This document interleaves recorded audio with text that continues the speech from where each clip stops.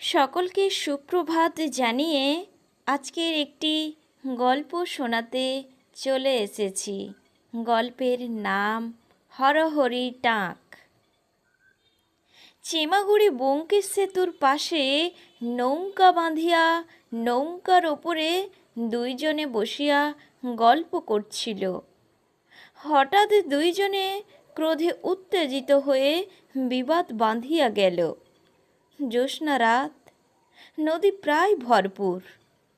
বহু লোক চারদিক থেকে ছুটে এসে প্রায় ভিড় জমিয়া গেল।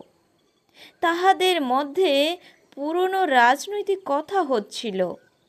প্রায় ৩০ বর্ষ পূর্বে হরহরি টাক নামে একজন অঞ্চল খ্যাত রাজনৈতিক নেতা ছিল।